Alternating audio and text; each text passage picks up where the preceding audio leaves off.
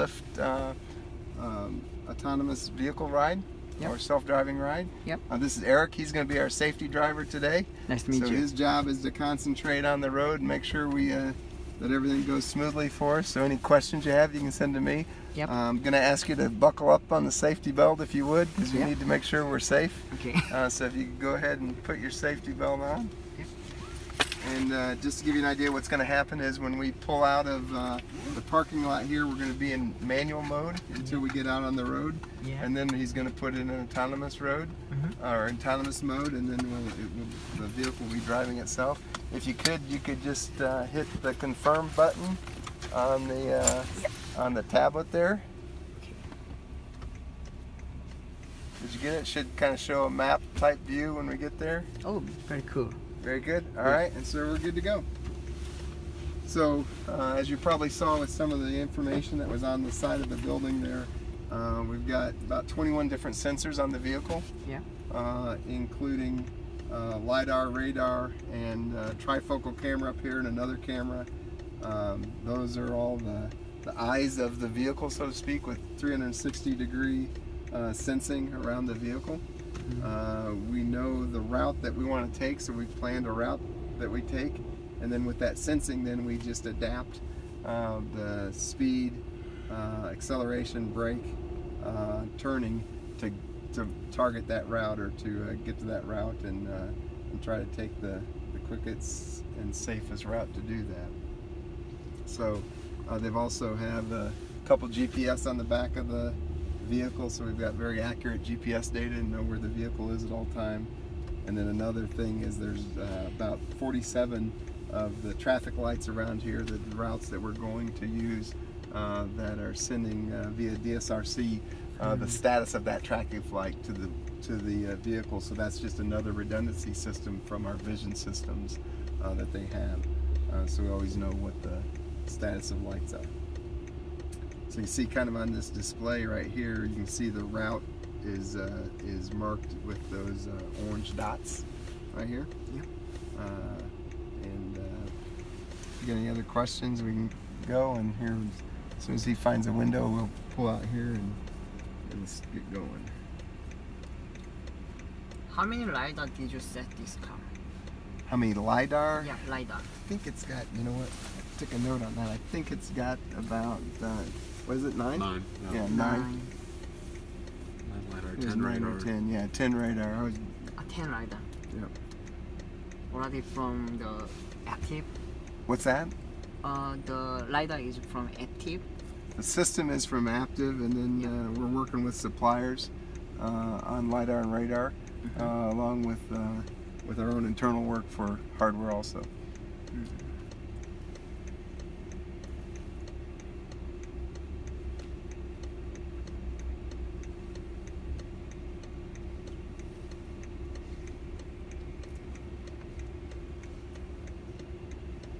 Do you use HD map? What's that? HD map, high definition map. High definition maps. You know, I don't really know. I mean, they've mapped all the routes that we're doing, so they've got high,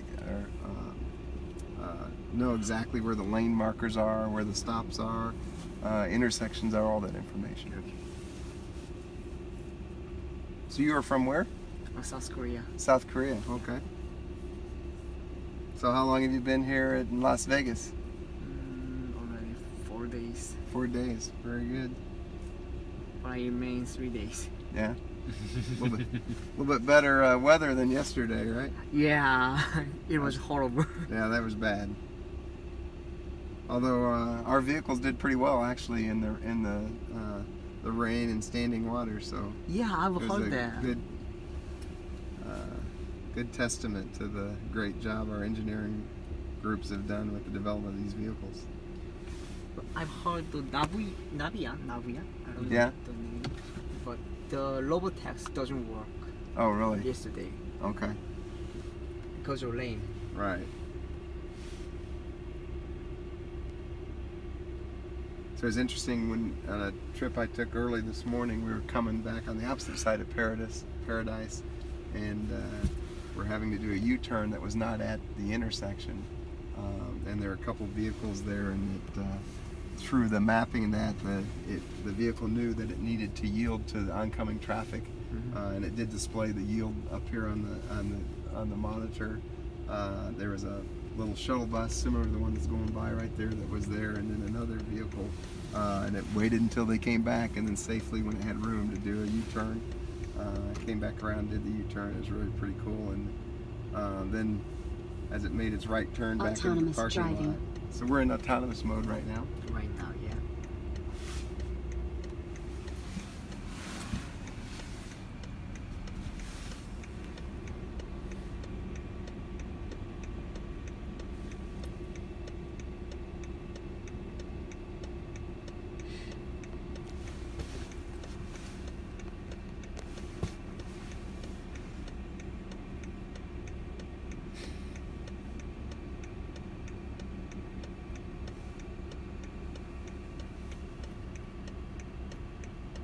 Terrible job. Dressy jacket all day long, right?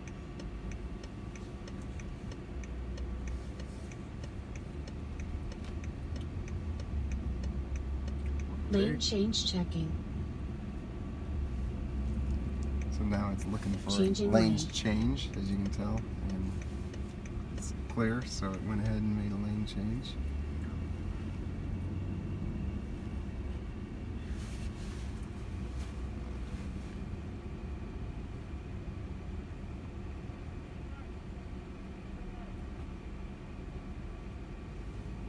The steering wheel is moving very smoothly. Yes, very smooth. It's Yeah. it's trying to emulate exactly the way you or I would drive the car, right? Yeah. Which makes the experience as a passenger in the car seem normal, Mhm. right? And then also, any vehicles around it, you have certain expectations about how a vehicle is going to drive, and you change your driving based on the other vehicles around you. So you want to make sure that that it is a smooth and normal drive pattern that the vehicle does, and so the vehicles even around you get accustomed to seeing that, and Yeah. that's normal.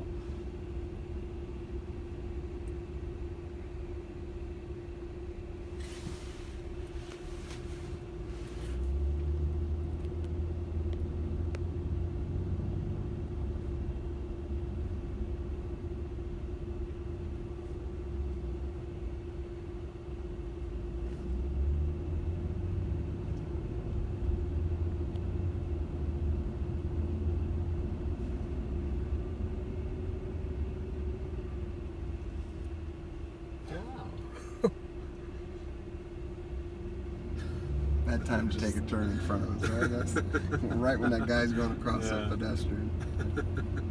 You see the car did well, right? Yeah.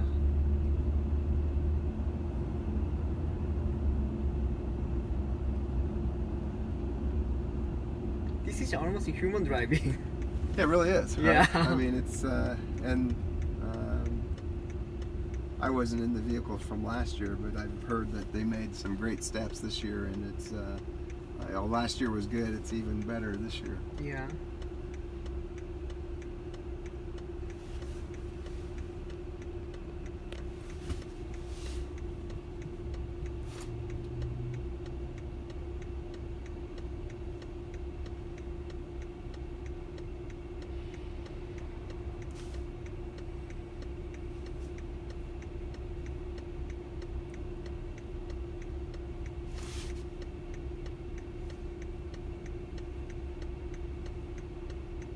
Why did you choose the Lyft as a partner for CES?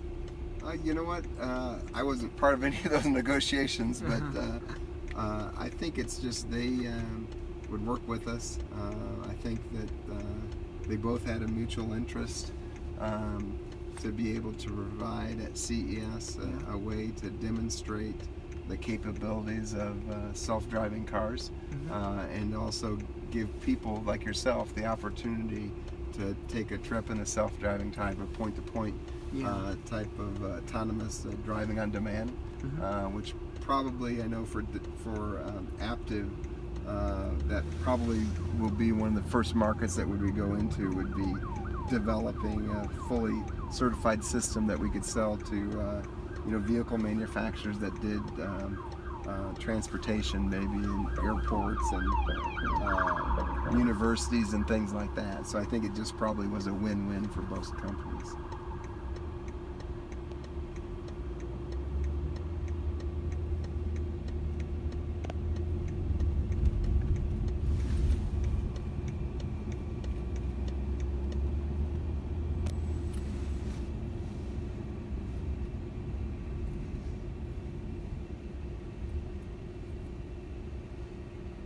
Is this car, does this car have also deep learning program or AI? Artificial intelligence. You know, I don't really know exactly. I do know download all the trip data Yep. to evaluate different scenarios and different issues that they see, to be able to adapt the algorithms to continue to improve. Mm-hmm.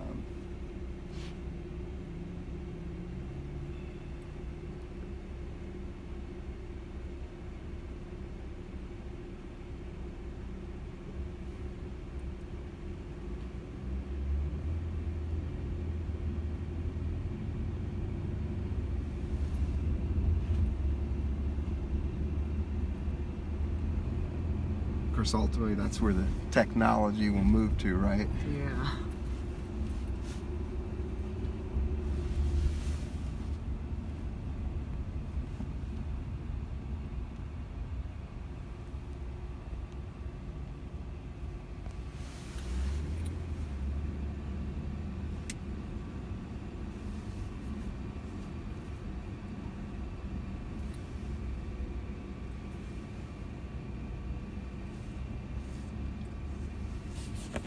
Better. It's gonna get me. Gonna get you anyway, right? Yeah. Welcome to Vegas. Appreciate it.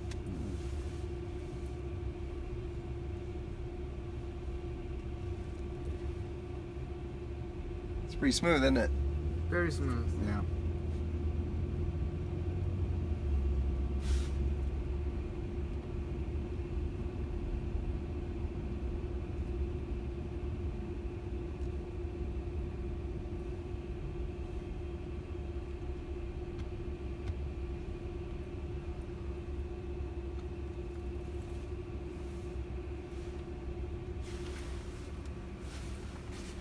How much did you invest for making this car? Oh, I have no idea. And if I did, I probably couldn't tell you. Confidential. The car alone is out of my price range. But I know the LiDAR is very, very expensive. Yeah. But it has 10 LiDAR. Wow. So I think that, of course, as any new technology, right, there's Mhm. a lot of investment that goes up front, Yeah. right? But as this becomes more standard on vehicles and with volume, slowly that Yeah, price will yeah. drive down just like anything else. So it'll be interesting at some point, 16-year-old kids always look forward to getting their driver's license in the United States, and that might be something of the past, right? They just jump in a vehicle and put in the coordinates of where they want to go and play on their phone like they do if they're being driven by their parents.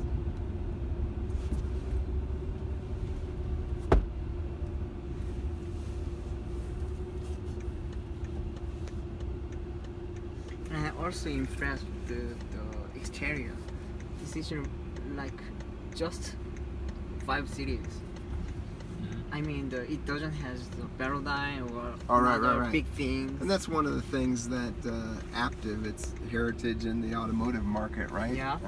That we've been there for years, and that's something we take pride in the way we package the technology, and we've done that for years. Even when we get into displays and other things, we've always done a good job on packaging our technology well, and so. That hasn't changed at all when we started working with driverless cars or autonomous cars. We Yeah. did the same thing and wanted to make sure that the car looked good, Mm-hmm. especially when you got a nice car like a 5 Series BMW, right? You Yeah. got a really cool car. You want to add cool technology to it and make sure you still keep the aesthetics of the way the car looks.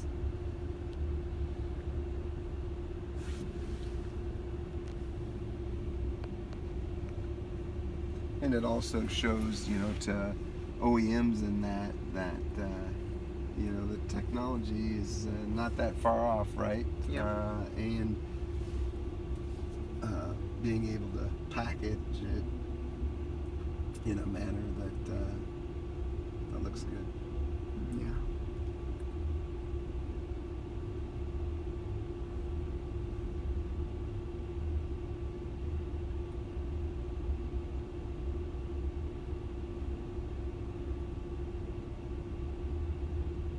I sure can't tell it's later in the afternoon because traffic starts picking up.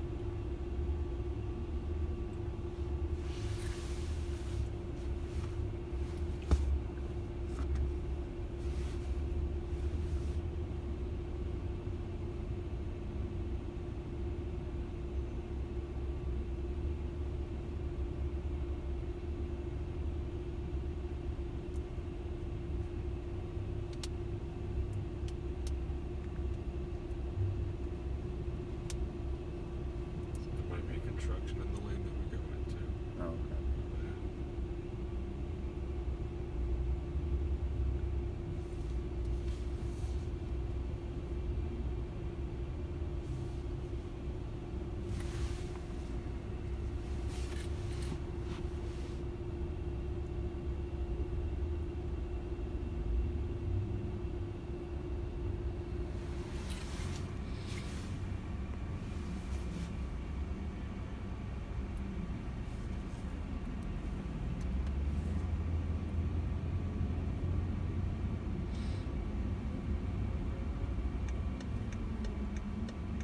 Zoo here. Yeah.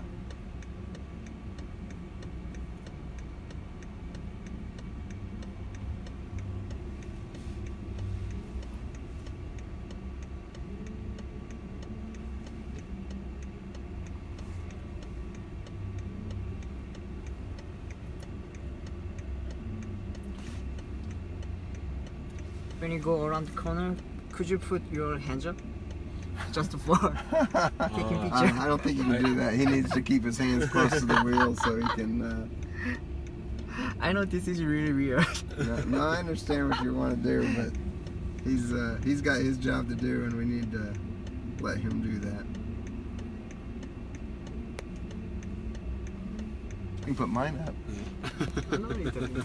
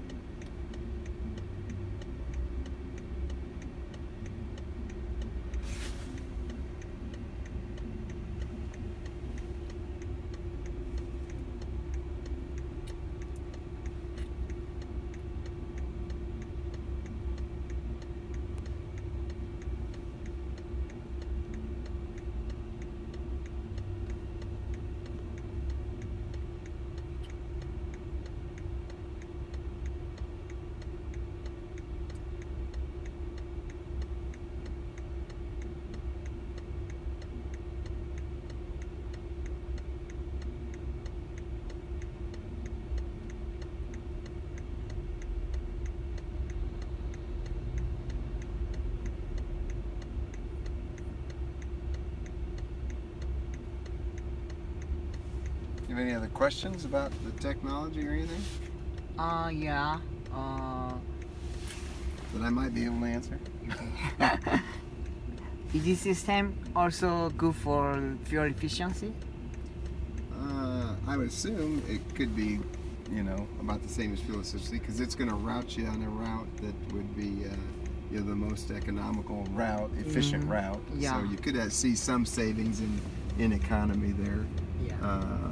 Overall, with self-driving cars and that, I don't think it's gonna. There's still gonna be the same demand for transportation, so I don't think you'd see a whole lot of less driving miles. Yeah. But you might see a better utilization on the number of vehicles that are out on the road because today, vehicles are probably only used about 6% of the time. About 94% of the time they're sitting in a parking lot somewhere. Yeah. So you could cut down on the total number of vehicles and do more ride sharing type things and that to where you're utilizing the vehicles better. Yeah.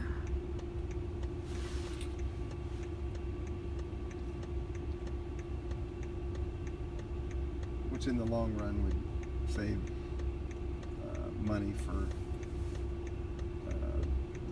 our transportation costs, right, and the work and everything else that we do.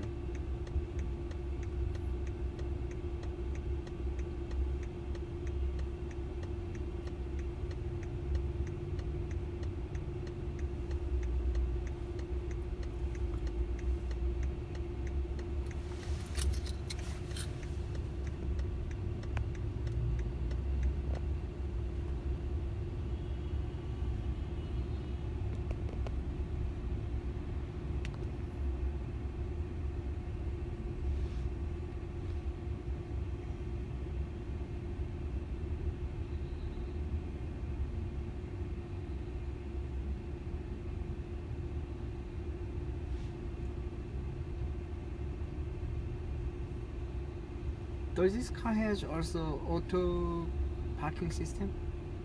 Oh, we self-park? Not Yeah. with the, Not not as part of our self-driving car system that it has. So we took a standard 5 Series. I think it's a 540i Mm-hmm. that we have, and we just took that standard system and then added the Yeah. sensing capability that we needed to, and control of acceleration and brakes, and then architecture that we needed to add to it, along with the computing power to control all the autonomous driving requirements. So it still has, I think, a standard backup camera on the back, and some of those. I don't think this one was equipped with like lane departure or lane keeping as a standard option on this vehicle if you bought it as is.